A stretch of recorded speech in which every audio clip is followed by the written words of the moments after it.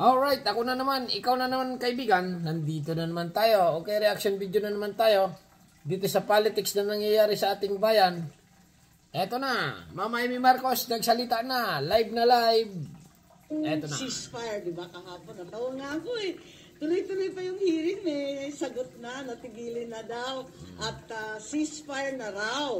Wala raw bastusan. Natawa naman ako kasi sila nag-umpisa ng walang pake ang Senado. Nako, nung inugali ko, ang ugali nila, iiyak pala. Ay, ganun. Wala namang firing, hindi kami nagpo-fire. Sila ang naglabas ng form na hindi kasali yung Senado. Naliwanagan naman tayo ng todo-todo kahapon. Narinig naman natin ang magigiting na Justice Ascuna at saka si Justice Carpio. Ang liwaliwanag, bicameral ang lahat ng istruktura ng ating pamahalaan, ang liwaliwanag, magpapalit ka lang ng pangalan ng kalsada, may BICAM meeting. Ito pa, ang puso't kaluluwa ng ating bansa, ang ating saligang batas, ang konstitusyon, papaltan na hindi kasama ang Senado, walang kamuang-muang ang mga taong pumirma, higit sa lahat, susuhulan pa ang mga ayaw pumirma. Tama. Mga kaibigan, ito yung briefing ni Ma'am Amy Marcos about dito kay Romualdez. Okay? Na nagpapirma daw ng about sa Chacha. Ipinalabas na ayuda. Yung pala ay Chacha. Isinusulong ang Chacha. Yun ang briefing niya. Okay? Press briefing ni Senador Amy Marcos sa Senado. Live na live tayo mga kaibigan para maintindihan natin. Ito na ang politics na nangyayari. Hindi ko alam, tanong na lang ninyo sa kanila. Kasi para sa akin, lihiti mo naman to, kinakailangan malaman, higit sa lahat, kailangan talagang tigilin. Isa pa, maliban pa sa sinabi ng ating Pangulo dun sa Vietnam, maliwanag dun sa sinabi ng COMELEC ni Chairman Garcia na itong mga pirma valid pa rin. Walang expiry date. So, ibig sabihin, pag dinesisyon nila na sa 2025, halimbawa, kung may panahon na, pwede na naman gamitin yung mga pirmang na likom at pinagbayaran.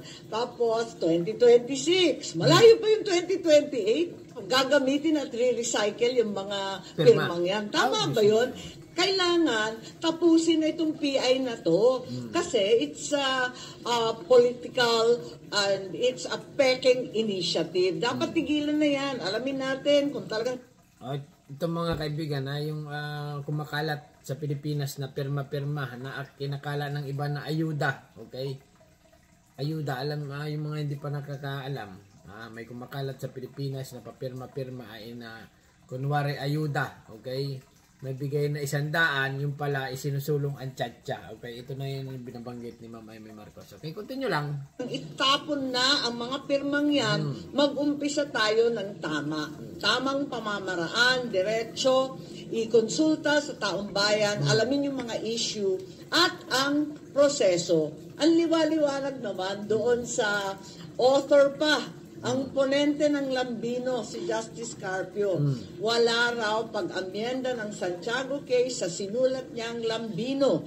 Ibig sabihin nun, yung Santiago na nagsasaad na hindi sapat ang batas para ipaliwanag yung PI process, talagang naghahari pa. Ibig sabihin, kailangan muna magpasa ng batas kung saan maliwanag ang proseso ng PI. Hindi itong bara-bara, basta-basta na mga kung sino-sinong opisyal, pinipilit ang tao, sinusuhulan pa ng ayuda, hindi talaga valid yun. Pahiram lang yung expression. Marami kasi parang naluluka. Doon sa parang lalim ng galit nyo kay Speaker Romualdez. Hindi ako nagagalit sa kanya. Wala namang galit doon. Hindi naman personal. Yung mga ganda dito, mga kaibigan, ha? Ayon kay Ma'am Amy Marcos, hindi siya nagagalit kay Speaker Romualdez. Continue lang. Inulit ko, reaction video lang ito mga kaibigan dito sa press briefing ni Senadora Amy Marcos sa Senado. Wala naman.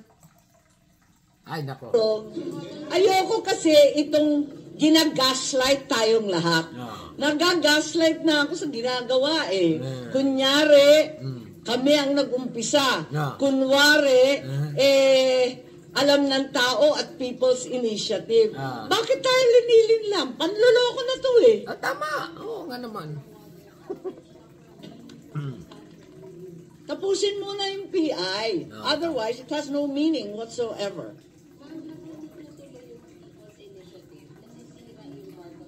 People Palagay Initiative. ko, I mean, PI. I think there's a great waste of political capital which arguably can never be recovered again. Bakit? Para ke? Bakit? Para kanino? Para sa kanila.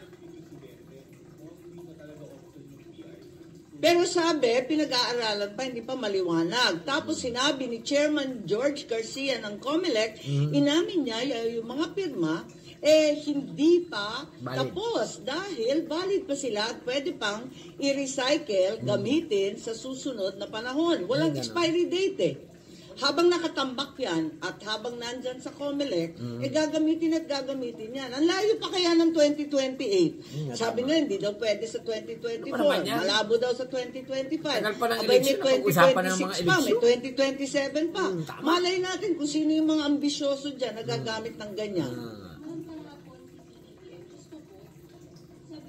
Yung mga pirma-pirma mga kaibigan, pipirmahin ka para mo, kunwari, ayaw mo, okay? Ayaw mo doon sa isang senador, ayaw mo sa senador sa ligang batas, ipapasa sa mga gano'n. Kaya magagamit yung mga pirma.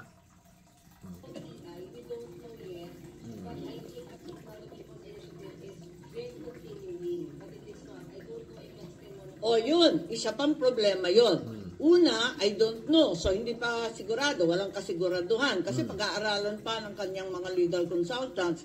Ikalawa, may binanggit siya na palagay ko totoo naman na PI is continuing. So, walang katigil-tigil. Anong isi-ceasefire namin? Kailangan talagang itigil muna yan. Diba? Ganun naman ang totoong ceasefire. Sa Ukraine at Russia, wala nang ceasefire. Israel at saka Hamas, wala nang ceasefire. Sa Pinas, yun nga, ang mauuna dyan talaga yung COMELEC. Dapat liwanagin nila anong gagawin sa mga pirma na pinasa. Kasi kahapon, walang kaliwanagan. Talagang inamin na pwede pang gamitin yan sa mga susunod na PI. Pwede pang i-recycle yan sa bagong inisyatibo. So, hindi pa siya patay. Hindi pa siya linibig, ika nga.